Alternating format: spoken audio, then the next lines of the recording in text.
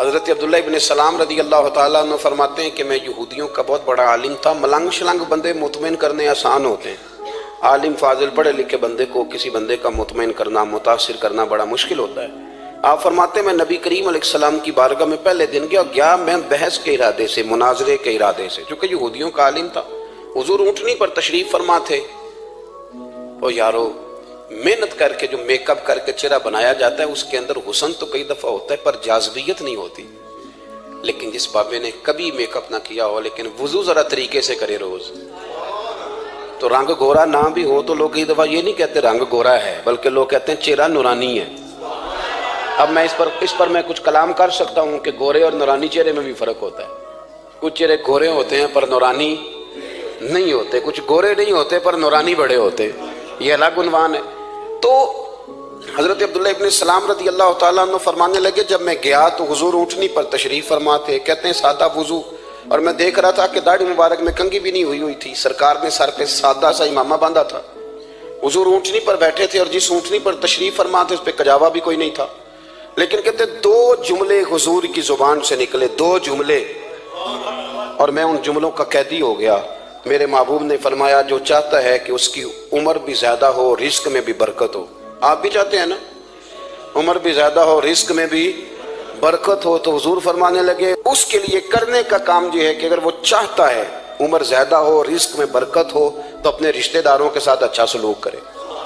یہ حدیث اگرچہ اپنے انہی الفاظ کے ساتھ مشکات میں موجود ہے، لیکن وہاں حضرت عبداللہ ابن سلام رضی اللہ تعالیٰ عنہ کہتے ہیں کہ وہ کیا مٹھاس تھی لفظوں میں، جملے تھوڑے تھے، بات میں گہرائی بہت زیادہ تھی. میں آیا تھا بحث کرنے اور میں آگے بڑھا، حضور کا دست مبارک تھاما اور میں نے عرض کی یا رسول اللہ مجھے کلمہ پڑھا دے، میں مسلمان ہونا چاہتا ہوں. ہمارے ہاں لوگ سمجھتے ہیں کہ بہت زیادہ فلسفہ بیان کرنے والا شاید کوئی بڑا پڑھا لکھا بندہ ہوتا ہے.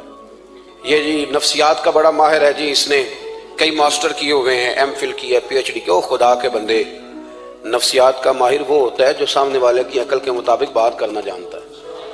اور اگر تم کہے جی میری بات ہی بڑی مشکل ہے میں کس کو سمجھاؤں، تو آپ یہ پڑھے لکھے نہیں ہیں، آپ ابھی سمجھدار نہیں ہوئے. کلم الناس علی قدر عقولہم. اگر آپ پڑھے لکھے ہوتے تو لوگ آپ کی بات سمجھتے. میرے رسول کریم نے کبھی کوئی مشکل بات نہیں کی، کبھی کوئی فلسفہ نہیں بیان کیا، بلکہ تیری نگاہ ناز سے دونوں ہی مراد پا گئے. عقل غیاب جستجو، عشق حضور و اس طرح. اقبال کہتے ہیں اگر بڑا عقل مند آدمی ہوتا تھا تو حضور کی بات اس کے دل کو بھی اچھی لگتی تھی، اور اگر کوئی عشق و مستی والا آتا تھا نا کہ میں نے مست ہو کے آنا ہے تو وہ بھی میرے نبی کی باتوں سے مست ہو جایا کرتا تھا. دونوں تیری نگاہ ناز سے دونوں مراد پا گئے. تو حضور کو بات کرنے کا سلیقہ بھی بڑا شاندار آتا تھا. حضرت عائشہ صدیقہ رضی اللہ تعالیٰ عنہ فرماتی ہیں کہ نبی کریم صلی اللہ علیہ وسلم جب بات کرتے تھے تو اتنی دھیمی کرتے تھے، اتنی دھیرے میں کرتے تھے. میں تو چھوٹا آدمی ہوں، کسی بڑے بندے کو نصیحت بھی نہیں کر سکتا، ورنہ میں علماء سے تو نہیں لیکن جو طالب علم ہیں جن کا خیال ہے کہ شاید اور میرے پاس کچھ سیکھنے آئے ہوئے ہیں مدرسے کے، تو میں ان سے کہتا ہوں کہ وہ کیا خطابت ہوئی جس میں سامنے والے کو سمجھ ہی نہیں آئی آپ نے کیا کہا. آپ اتنے جوش میں چلے گئے، کہتا جی وہ میرا عشق بڑا جوان تھا. تو میں نے کہا آپ کا عشق زیادہ جوان تھا، پھر رسول پاک کی سنت سے آگے نکل گیا ہے. آپ ٹھہر ٹھہر کے بات کریں. آپ کی بات اگر سامنے والے کی سمجھ میں نہ آئی تو اس کا معنی کیا ہوا. اسی طرح سے ہماری نعت خوانی کا ماحول ہوتا ہے، 6 بندے نعت پڑھ رہے ہوتے ہیں، ایک اسپیکر ادھر ہوتا ہے ایک ادھر ہوتا ہے، کوئی سمجھ نہیں آتی ہے کیا کہہ رہے ہیں. اور پھر اس کے ساتھ ساتھ وہ یہ بھی مطالبہ کر رہے ہوتے ہیں کہ ہاتھ بھی کھڑے کرو جنو جنو عشق. میں کہ انج نہیں کہی دا، ویسے تو کہہ چلو پڑھ لیں، ورنہ اگر آپ ایسے ہی استاد بائی پاس والے بیچارے کو تو ہارٹ اٹیک ہو جائے گا ہاتھ کھڑا کرے گا، تو ہے تو وہ بھی عاشق رسول ہی نا.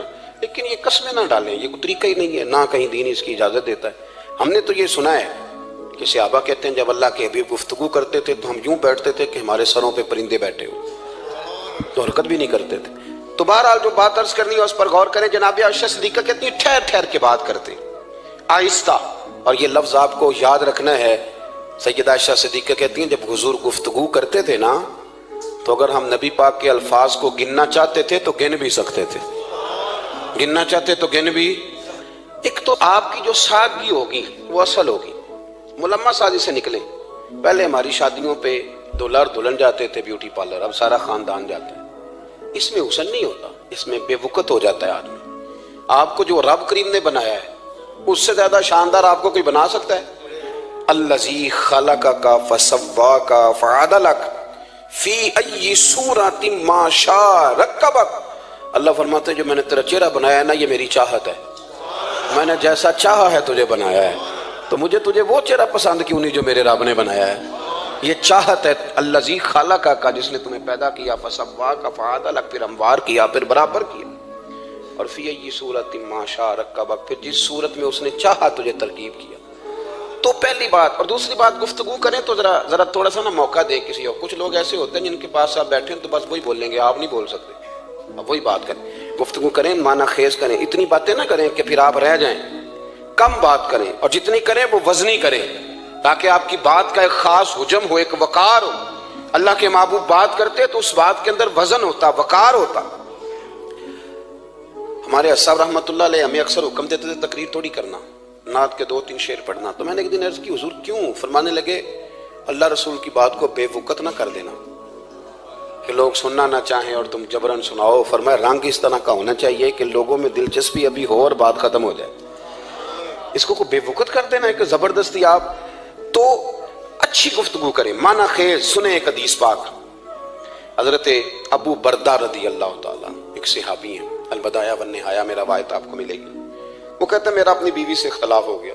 بیوی سے جب بندہ راضی ہوتا ہے تو بڑا ہی راضی ہوتا ہے، پھر وہ کہتا ہے کہ جیسی میری ہے ویسی کسی کی بھی نہیں، اور جب ہوتا ہے نا ناراض تو پھر وہ منگنی سے کہانی شروع کرتا ہے کہ جب میری منگنی ہوئی تھی تو تیرے چاچے نے مجھے گھورا تھا، اور پھر وہ دن جب رکھے تھے اس دن جو کام ہوا تھا اس کا بھی ذکر، اب اختلاف جو ہو گیا، اور جب آپ کسی سے ناراض ہوتے ہیں پھر اس کی خامیاں ساری سامنے آ جاتی ہیں، پھر وہ کہتا ہے شادی والے دن تیرے ابے نے صحیح سلوک نہیں کیا، یہ جو مجھے کپڑے دیے تھے جو کو پہننے والے تو نہیں نا، تو میری اماں، اب اختلاف ہو گیا۔ اب ہم کیا کرتے ہیں، جو قریب والے لوگ ہوتے ہیں وہ اس پر تھوڑا تیل اور ڈالتے ہیں، وہ کہتے ہیں نہیں تینوں تو پتہ ہی نہیں، جی تین بڑیاں گلاں دا پتہ ہی نہیں، تو تے شادی تو 15 دن بعد سعودی عرب ٹر گیا سا، ساڑھے کو سن کہانیاں ہم تمہیں بتاتے ہیں تاکہ تباہی اور اترے۔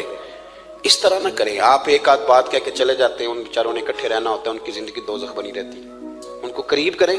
اللہ کے رسول تو کسی کا نکاح کرتے تھے تو میاں بیوی کے درمیان محبت کی دعا فرماتے تھے، تو وہ صحابی آئے تو اپنی بیوی سے ناراض تھے، تو انہوں نے اب بات شروع کر دی، کہنے لگے یہ بھی کرتی ہے، یہ بھی کرتی ہے، یہ بھی کرتی ہے، یہ بھی غلطی ہے، یہ بھی غلطی ہے، یہ بھی کوتاہی ہے، بڑی باتیں سنائیں۔ اللہ نے کان کتنے دیے اور زبان، اس کا مطلب ہے سنگل بولنا چاہیے اور ڈبل سننا چاہیے۔ آپ جتنا بولتے ہیں اس سے ڈبل سننے کا مزاج بنائیں، کیونکہ کان اللہ نے 2 دی اور زبان سنگل بولیں اور ڈبل سنیں۔ حضور سنتے رہے، بلکہ حضرت ابو بردہ رضی اللہ تعالیٰ عنہ کہتے ہیں میرے محبوب نے نا تکیہ منگا لیا، ٹیک لگا لی۔ کئی لوگ کہتے ہیں نا جی ڈاکٹر نے میری بات تو پوری سنی کوئی نہیں، تو جب تک پوری سنی نہ جائے بعض بندوں کو تسلی نہیں ہوتی، پورا وقت دیا۔ وہ کہتے ہیں جتنا میرے اندر غبار تھا سارا میں نے نکالا، اور میں نے ثابت کر دیا کہ میری بیوی میں یہ بھی کمزوری ہے، یہ بھی کمزوری ہے، یہ بھی کمزوری ہے۔ کہتے ہیں جب میں تھک گیا نا باتیں کر کر کے اور باتیں ختم ہو گئی تو حضور ہلکا سا مسکرائے، پھر پہلی نظر ہی لوٹ لے ماہی تیرے ہار شنگاراں۔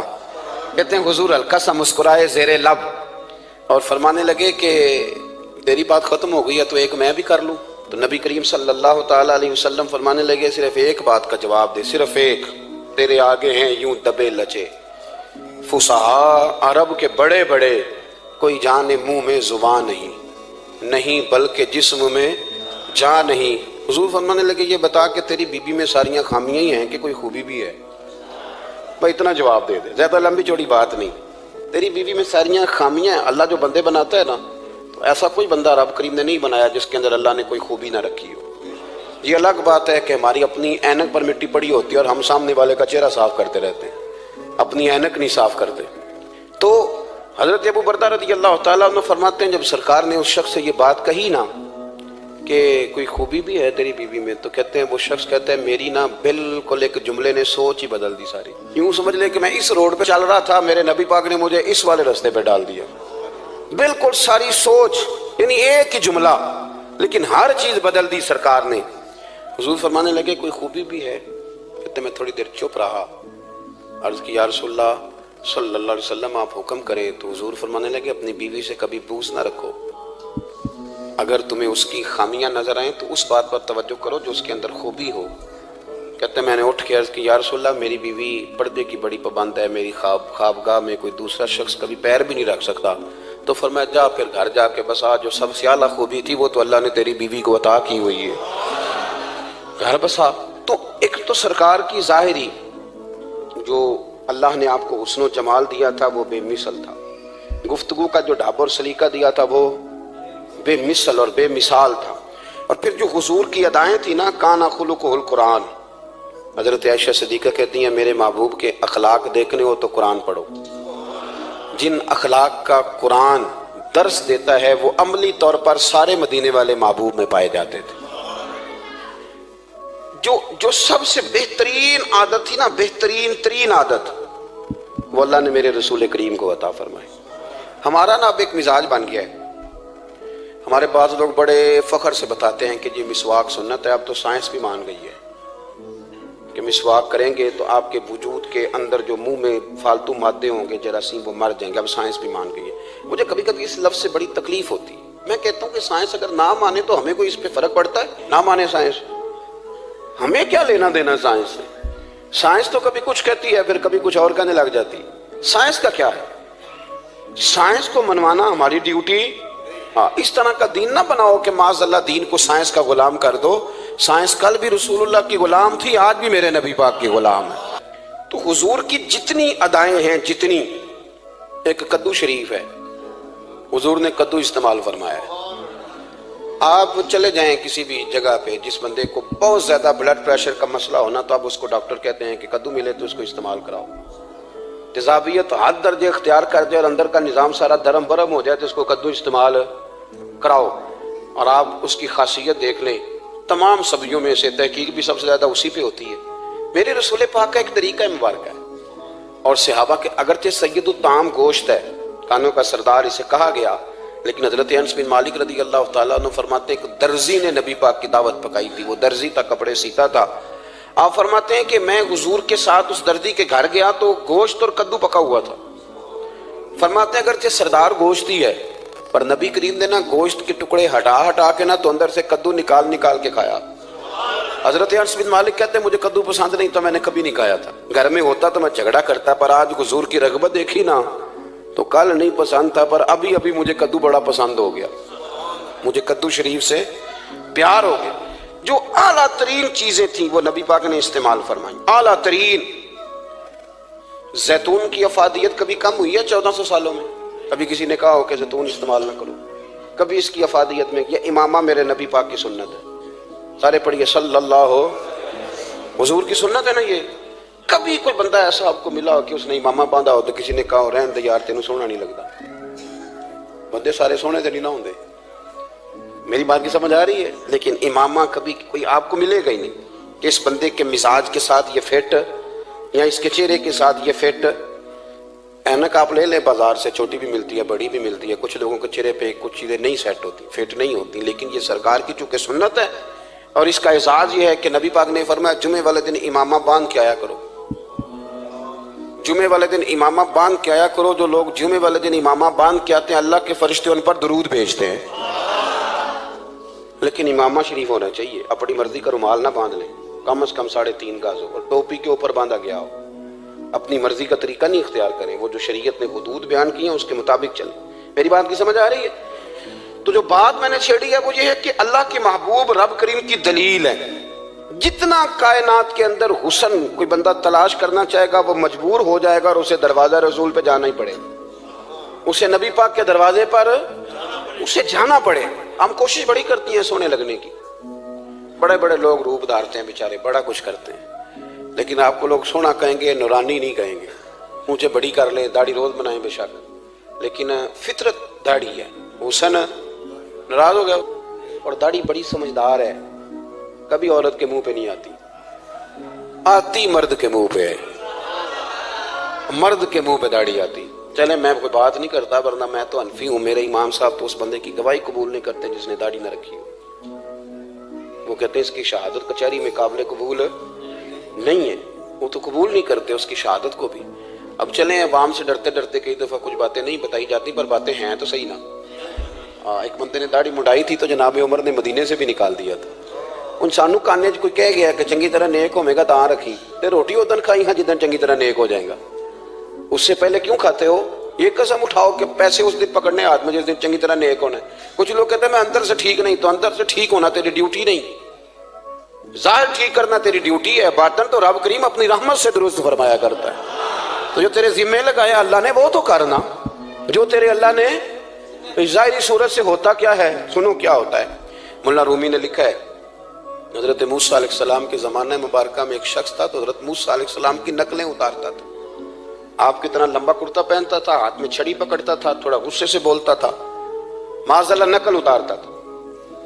جناب موسیٰ کلیم اللہ علیہ السلام کی قوم کا جب غلبہ ہوا تو انہوں نے نکال دیا اس کو. تو نقلیں اتارتا ہے، وہ نکل گیا، شہر سے باہر نکال دیا. حضرت موسیٰ کلیم کہتے ہیں میں ایک دن کوہ طور پہ گیا ہوا تھا تو رب کریم نے مجھ سے فرمایا کہ فلاں جگہ فلاں درخت کے نیچے میرا ایک دوست انتقال کر گیا ہے، اسے اٹھائیے، غسل دیجیے، کفن دیجیے، جو اس دور کا طریقہ تھا، تدفین کر دیں. حضرت کلیم علیہ السلام فرماتے ہیں میں اپنے حواریوں سمیت پہنچا، جب بندے کا چہرہ دیکھا تو حیران ہو گیا، یہ تو نقلیں اتارنے والا ہے، تو نقلیں اتارنے والا ہے. پر اللہ کے نبی رب کریم کے حکم کے آگے لا تو اللہ نہیں کرتے. یہ نہیں کہتے کہ میری عقل میں نہیں آ رہا. اٹھایا، غسل دیا، کفن دیا، تدفین کر دی اس کو. جب دفن ہو گیا حضرت موسیٰ علیہ السلام کوہ طور پہ حاضر خدمت ہوئے اور بارگاہ عالی مرتبت میں عرض کرنے کہ مالک تو بے نیاز ہے، چارہ سوال تو نہیں، پر اپنی تسلی کے لیے مالک یہ فرمائیے کہ وہ تو نقلیں اتارتا تھا. تو رب کریم نے فرمایا موسیٰ بات یہی ہے، پر میں نے اسے نا مرتے وقت ایمان نصیب کر دیا، وہ آپ کا کلمہ پڑھ کے دنیا سے گیا ہے اور توبہ کر کے گیا ہے. تو مالک اتنی کرم نوازی کیوں ہوئی؟ تو رب کریم نے فرمایا موسیٰ جب وہ تیری طرح بن سور کے نکلتا تھا نا، تیری ادائیں اپناتا تھا تو مجھے پیارا ہی بڑا لگتا تھا، پیارا لگتا تھا. یارو دیکھو نا ترمذی شریف میں حدیث ہے، میرے رسول پاک علیہ السلام نے فرمایا میرا امتی جب سفید داڑھی لے کے قبر میں جائے گا نا، داڑھی اور وہ بھی سفید، تو رب فرشتوں سے فرمائے گا اسے عذاب نہ دینا، یہ میرے محبوب کی سنت سفید داڑھی لے کے آگے، مجھے شرم آتی ہے اسے عذاب دیتے. آپ بات کو سمجھے کہ یہ حضور کی سنت کا اعزاز جو اللہ کی بارگاہ میں، رب کے حضور جو سنت کا اعزاز اس لیے کہ کائنات میں سب سے اعلیٰ ترین جو کام تھا وہ کیا ہی میرے مصطفیٰ کریم نے. اعلیٰ ترین عمل نبی پاک، اعلیٰ ترین، اور طریقہ مبارکہ میں حسن اور جاذبیت. اور آپ اندازہ کر لیں ہم لوگ پٹری سے اتر جاتے ہیں، مرضی کرتے ہیں، ہمارا مزاج ہے جتنا مرضی کو کہے کہ الکوہل والی خوشبو استعمال نہ کریں، اور ہم کوئی نہ کوئی دلیل نکال کے لے ہی آتے ہیں. لیکن خوشبو اس دور میں بھی اتنی بکتی ہے جس کی حد نہیں، اور لوگ اپنی اپنی ضرورت کے لیے اس کو استعمال ہے. ان 1400 سالوں میں 1450 سالوں میں ایک دفعہ بھی ایسا نہیں ہوا کہ یہ کاروبار کہیں ٹھنڈا ہوا ہو. حرم شریف اللہ آپ کو لے جائے تو مسجد نبی میں سونے کی دکان کے ساتھ خوشبو والی دکان ہوتی ہے. یعنی اتنا مہنگا کاروبار ہے کہ جتنا کرایہ سونے کی دکان والا دے رہا ہے اتنا ہی خوشبو کی دکان والا دے رہا ہے. اتنا مہنگا یہ کاروبار ہے. ایک دن بھی اس کام کی اہمیت کم نہیں ہوئی. اور رسول کریم نے کیا فرمایا؟ صحابہ کہتے ہیں 3 چیزوں سے کبھی منع نہیں کرتے تھے. کوئی تکیہ دیتا تھا تو قبول کرتے تھے، کوئی بندہ اگر حضور کو دودھ پیش کرتا تھا تو نبی پاک قبول کرتے تھے، اور اگر کوئی شخص حضور کو خوشبو دیتا نا تو حضور جلدی قبول فرماتے تھے. یہ مزاج تھا. تو جو اعلیٰ ترین چیزیں تھیں ان کو میرے رسول کریم صلی اللہ علیہ وسلم نے کیا، ہمیں کر کے دکھایا. ہمارا ظاہری حلیہ آج بھی اہل عرب لمبا کرتا پہنتے ہیں. آپ لمبا کرتا پہن لیں، حیا کے زیادہ قریب ہے. کھلا لباس حضور پسند کرتے تھے، یہ شرم و حیا کے زیادہ قریب ہے. اس کے اندر انسان کا پردہ زیادہ ہے. وہ ساری اعلیٰ قسم کی صفات جن سے ایک آدمی متصف ہو سکتا ہے اور اپنے آپ کو سجا سکتا ہے، اپنے معاملات کو ٹھیک کر سکتا ہے، وہ ساری رسول پاک نے ہمیں عطا فرمائی. ایک حضور کا طریقہ مبارکہ تھا کہ سامنے والے جتنے لوگ حضور کے دائیں بائیں رہتے تھے ان کا خیال کرتے تھے. ہم تو خیال رکھواتے ہیں نا اپنا کہ سارے مل کے میری عزت نہیں کرتا، تو میری. تو میں کہتا ہوں کہ یہ تو یہاں اپنی عزت کی بھیک مانگی ہے یا آپ نے لڑائی کر کے عزت لی ہے. ایسا نہ کریں. آپ عزت دینی شروع کر دیں، اللہ آپ کو سکون عطا کر دے. آپ احساس کریں دوسروں کا. حضور نہ شدت کے ساتھ، یہ اعلیٰ سنت ہے میرے نبی پاک کی صلی اللہ ہو، سارے پڑھیے درود شریف صلی اللہ ہو. یہ اعلیٰ سنت ہے. آپ دیکھیں نا بخاری مسلم میں موجود ہے. حضور فرماتے ہیں میرا دل چاہتا ہے میں لمبی نماز پڑھاؤں، لمبی نماز پڑھاؤں، دل میرا چاہتا ہے. لیکن فرمایا جب میں دیکھتا ہوں نا کہ پیچھے بچے بھی کھڑے ہیں، بوڑھے بھی کھڑے ہیں، بیمار بھی کھڑے ہیں، تو گویا حضور فرمانے لگے میں بندوں کا احساس کر کے رب کی نماز چھوٹی کر دیتا ہوں. میں مختصر پڑھاتا ہوں. اور مسند امام احمد بن حنبل میں حدیث کے لفظ ہیں کہ اگر کوئی نبی پاک کا انتظار کر رہا ہوتا تھا تو نماز مختصر پڑھتے تھے اور اس کو فارغ کر کے بھی لمبی نماز پڑھتے. ایسا نہیں کہ اب آئے ہیں 4-5 لوگ تو ان کو پتہ چل جائے کہ حضرت جی بڑی تگڑی نماز پڑھتے ہیں, بڑے صوفی صافی آدمی. یہ نہیں, بلکہ مسند امام احمد بن حنبل میں تو وہ خوبصورت حدیث موجود ہے. سیدنا بلال حبشی رضی اللہ تعالیٰ عنہ فرماتے ہیں کہ میں نے عصر کی نماز کے لیے اقامت پڑھ دی تھی, حضور مصلی امامت پر تشریف لے گئے تھے. ایک یہودی کا غلام آیا اور اس نے آ کے عرض کی, یا رسول اللہ میں بڑی مشکل میں ہوں, اگر آپ چلیں تو میرا مسئلہ حل ہو سکتا ہے, میرا مسئلہ حل ہو جائے گا. تو حضور کے احساس کی شدت کا یہ حال تھا کہ نبی کریم نے نمازیوں سے فرمایا تم بیٹھ جاؤ, میں پہلے اس کا کام کر کے آتا ہوں. خدا کے بندے تو ہیں ہزاروں, بنو میں پھرتے ہیں مارے مارے, میں اس کا بندہ بنوں گا جس کو خدا کے بندوں سے پیار. احساس کی شدت یہ حضور کی سنت ہے, اور بہت زیادہ خیال رکھنا دوسرے کا, یہ میرے نبی پاک کا طریقہ ہے. دوسروں کو سوچنا, دوسروں کے لیے بات کرنا, دوسروں کے لیے دعائیں کرنا, ان کے احساسات کا خیال رکھنا. سیدہ طیبہ طاہرہ حضرت عائشہ صدیقہ رضی اللہ تعالیٰ عنہ فرماتی, ایک دن سرکار مجھ سے فرمانے لگے, عائشہ جب تم مجھ سے ناراض ہوتی ہو تب بھی مجھے پتہ چل جاتا ہے, جب راضی ہوتی ہو تب بھی پتہ چل جاتا ہے. یہ ہمارا یہ مزاج نہیں ہوتا گھر کے اندر بھی. ہم گھر کے اندر بھی نواب صاحب ہی ہوتے ہیں, یعنی گھر جا کے کہانیاں سناتے ہیں, کہتے ہیں تمہیں پتہ ہے میں کڈا اوکھا ہوں, کمائی کیڈی مشکل ہے, پیچھے پیچھے ہٹ جاؤ سارے, میں فتح کر کے ہوں, ابھی کیٹو سر کر کے آیا ہوں. ایک بچہ پانی لے کھڑا ہو جائے, دوسرا دودھ کا گلاس لائے, بیگم صاحبہ فٹافٹ آئیے, ایسے نہیں کریں. میرے رسول پاک علیہ السلام کی پیاری زوجہ کہتی ہیں حضور کھا رہا ہے, کھانا مانگا. میں نے اس کی حضور میرے سر میں درد ہے, تو پڑھو نا ابن اسحاق کو. محبوب فرمانے لگے لا میں تجھے آٹا گوندھ دیتا ہوں, تو مجھے روٹی پکا دے. یہ بھی سنت ہے نبی پاک کی. ان چپ کر گئے ہو, یہ بھی حضور کی سنت ہے, یہ بھی سرکار کا طریقہ ہے. کبھی کبھی گھر میں جھاڑو دینا یہ بھی نبی پاک کا, حضور کام میں ہاتھ بٹاتے تھے نا ازواج کا. یہ والی سنت کس دن ادا کر دی؟ ایک دن میں نے جمعے میں یہ بات کی تو ایک بچہ مجھے کہنے لگا حضرت صاحب یہ سنت ادا تے کر لیجیے, پر ساڑھے ابے نے بھی تو سمجھاؤ نا. ہنسنا نہیں جی مسجد میں اونچا. کہنے لگے وہ بیگم صاحبہ ایک دن بیمار تھیں اور سخت بیمار تھیں, تو میں نے چائے کا کپ بنا دیا, علامہ بیچاری مجھے روز بنا کے دیتی ہے, تو میں نے بنا دیا تو ابا جی کہتے پتر ارائے دیا آتا نہ خراب کر لیں. تو اب آپ تو سنت کچھ اور بیان کر رہے ہیں, میں کہ تسی شروع کرو نا تاکہ تواڈے بچے دن نہ یہ سوال کرن یہ راج تسی کر رہے ہو. تو اس میں بھی کوئی حکمت ہوگی. بزرگ اگر کوئی بات کرتے ہیں تو وہ بھی کوئی اتنی بری نہیں ہوتی, اس کے اندر بھی کوئی نہ کوئی حکمت ہوتی ہے. لیکن اپنے گھروں کے ماحول میں خوبصورتی لائیں, یہ سٹیٹس نہیں اہل اسلام کا. بات سمیٹنے کی طرف آ رہا ہوں. حضرت عائشہ صدیقہ رضی اللہ تعالیٰ عنہ فرماتی ہیں حضور فرمانے لگے کہ جب تم راضی ہوتی ہو تب بھی مجھے پتہ چل جاتا ہے, اور جب ناراض ہوتی ہو تب بھی. تو میں نے کہا یا رسول اللہ صلی اللہ علیہ وسلم وہ کس طرح؟ آنکھیں میں نے کھول لی, حضور کس طرح؟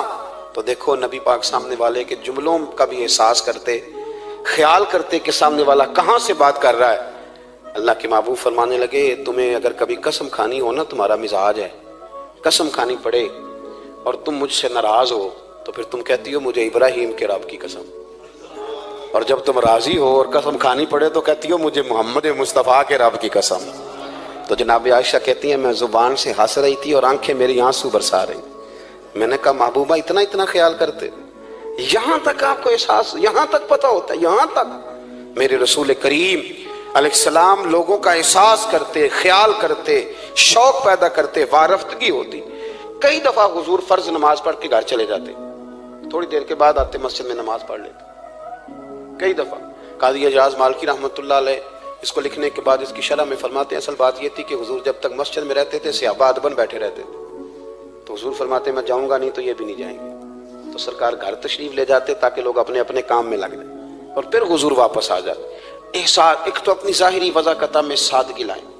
ہماری بہت ساری مشکلات کی اصل وجہ یہ ہے کہ تکلف بڑا بڑھ گیا, بڑا تکلف بڑھ گیا. ہم کوشش کرتے ہیں دوسروں کے برابر جانے کی, ہمیں کیا ضرورت پڑی ہے دنیا سے مقابلہ کرنے کی. ہم نے تو اللہ رسول کی رضا کے اندر رہنا ہے, اور دنیا میں سب سے بہترین شخص وہ ہے جس کے پاس مال تو ہے پر لالچ کوئی نہیں. اپنے آپ کو پیچھے لائیں. دوسری بات یہ کہ اپنی گفتگو بڑی صاف ستھری کریں, سادی کریں, اس کے اندر کوئی تکلف نہ برپا کریں, بات سامنے والے کی عقل کے مطابق کریں. اور تیسری بات یہ کہ اپنی عادات میں, اٹھنے بیٹھنے میں, چلنے پھرنے میں اپنا تھوڑا سا خیال کریں. اور ایک بات اور آپ کو عرض کروں, یہ آپ کو زیادہ دیر محنت نہیں کرنی پڑے گی.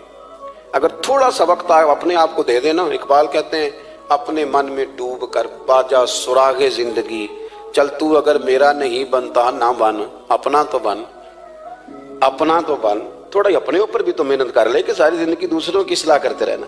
دوست کوشش کرے اپنی عادات پہ 2 4 5 ہفتے کے لیے محنت کریں تاکہ عادتیں سنور جائیں، تاکہ طبیعتیں بدل جائیں۔ ایک حدیث پڑھتا ہوں اور اپنی بات کو سمیٹتا ہوں۔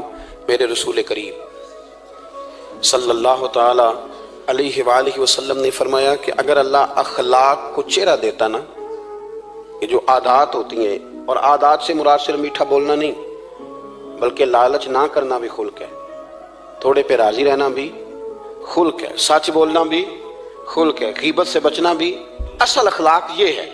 میٹھا تو کئی دفعہ لوگ اپنے مطلب کے لیے بھی بول لیتے ہیں، وقتی طور پر کام نکالنے کے لیے بھی بولتے ہیں۔ تو حضور نے فرمایا کہ اگر خلق کو اللہ تبارک و تعالی چہرہ عطا کرتا تو کائنات میں سب سے بہترین چہرہ حسن اخلاق کا ہوتا، سب سے اچھا اور خوبصورت، اور فرمایا اگر بد خلقی کو اللہ چہرہ دیتا تو بد صورت ترین چہرہ اس کا ہوتا۔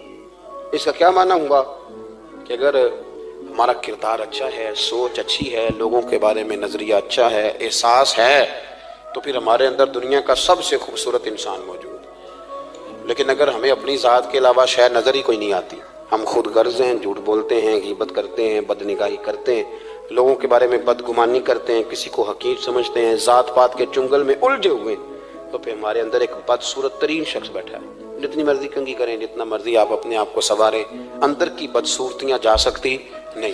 تو کوشش فرمائیں کہ اللہ ہمیں اخلاق کا اعلیٰ جو ہے وہ وژن عطا کرے، اعلیٰ شعور عطا کرے۔ اللہ تعالیٰ میری اور آپ کی حاضری کو مستجاب فرمائے۔ آخر دعویٰ